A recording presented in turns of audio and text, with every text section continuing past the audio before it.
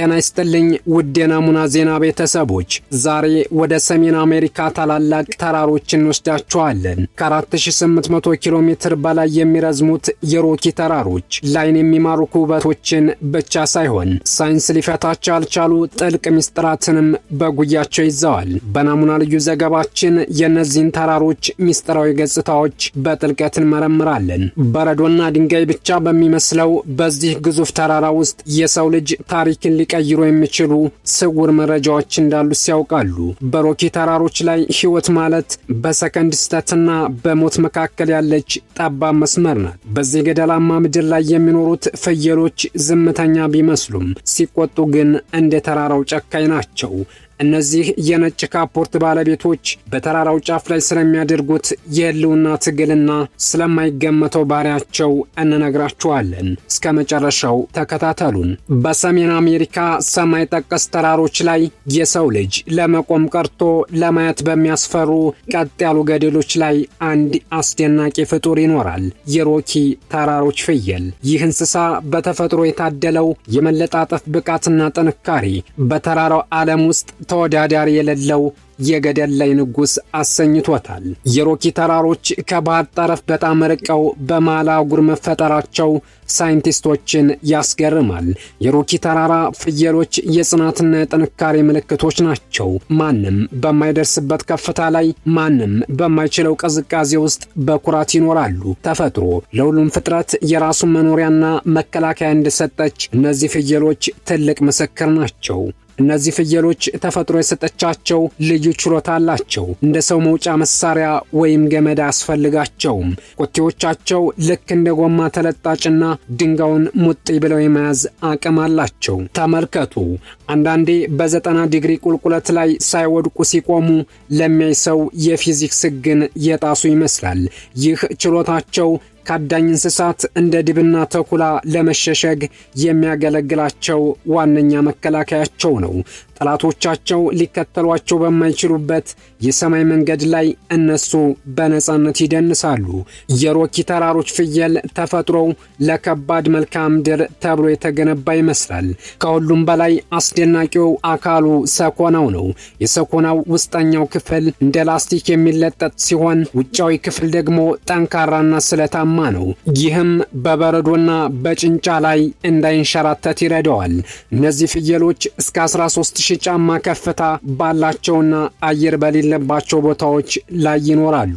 ቅዝቃዜው እስከ 40 ዲግሪ ሴልሺየስ በሚወርድበት ወቅት ባለ ሁለት ንብርብር ወፍራም ነጭ ፀጉራቸው እንደ ብርድ ልብስ ሙቀት ይሰጣቸዋል። ይህ ነጭ ቀለማቸው በበረዶ መካከል ተደብቀው ካዳኝ እንስሳት እንዳመልጡም ይረዳቸዋል። አንድ የሮኪ ተራራ ፍየል በአንድ ዝላይ ብቻ እስከ 12 ጫማ ወይም ከ4 ሜትር በላይ መዝለል ይችላል። ከሚገርሙት ባህሪያቱ መካከል ደግሞ በጣም ጠባብ በሆኑ ድንጋዮች ላይ የኋለኛ እግሮቹን ተጠቅሞ መቆም መቻሉ፣ ቀጥ ያለ ገደል ላይ በሰከንዶች ውስጥ መውጣት መቻሉ፣ ጥም ሲያጋጥማቸው በረዶ በመላስ ፍላጎታቸውን ማርካታቸው ይገኙበታል። እንደ ጂምናስቲክ ተጫዋች ፍየሎቹ ገደል ላይ ተጣብቀው እያለ መመለሻ ካጡ በአየር ላይ 180 ዲግሪ በመዞር ወደ መጡበት መዝለል ይችላሉ። እድሜያቸው በቀንዳቸው ይታወቃል። ልክ እንደ ዛፍ ግንድ የፍየሎቹን ቀንድ ላይ ያሉትን ቀለበቶች በመቁጠር እድሜያቸውን በትክክል ማወቅ ይቻላል። በክረምት ወቅት ውሃ ፍለጋ ወደ ሸለቆ አይወርዱም። በረዶ በመብላት የውሃ ፍላጎታቸውን ያሟላሉ። ይህ የምታዩት ፍጡር የስበት ሕግ የሚገዛው አይመስልም። ሚስጥሩ ያለው እግሮቹ ላይ ነው። ተፈጥሯዊ የጫማ ሶል የታደለ ይመስላል። የበረዶ ግርማና ነጭ ፀጉሩ 40 ዲግሪ ቅዝቃዜ ለሱ ምንም አይደለም። የሮኪ ተራራ ፍየል የፊት እግሮቹ ከኋላ እግሮቹ ይልቅ እጅግ ጠንካራና ጡንቻማ ናቸው። ይህ የሆነበት ምክንያት ወደ ላይ በሚወጣበት ወቅት መላ ሰውነቱን ጎትቶ ለመስቀል እንዲመቸው ነው።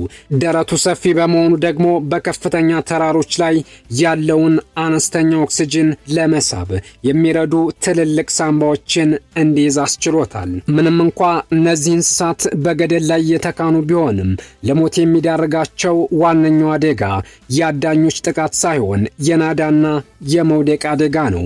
ይሁን እንጂ እንጂ ፍየሎቹ ድንገት ቢንሸራተቱ እንኳ በአየር ላይ ሆነው ሰውነታቸውን የማስተካከልና በአራት እግራቸው ለማረፍ የመሞከር አስደናቂ ተፈጥሮ አላቸው። ሳይንቲስቶች ዛሬም ድረስ የእነዚህን እንስሳት የባህሪ ሚስጥር ለመፍታት ደፋ ቀና ይላሉ። ነገር ግን አንዱ ሀቅ ግልጽ ነው።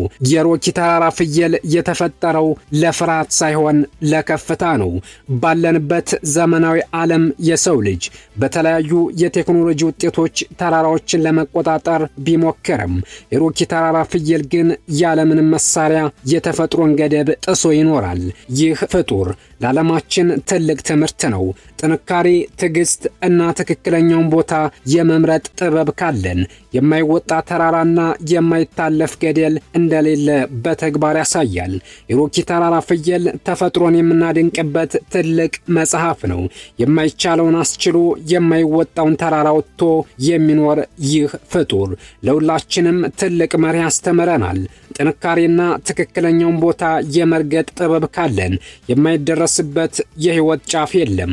ለዛሬ ያዘጋጀንላችሁ የናሙና ዝግጅት ይህንን ይመስል ነበር። ቀጣይ በሌላ አስደናቂ መረጃ እስክንገናኝ ሰላም በያላችሁበት ይሁን።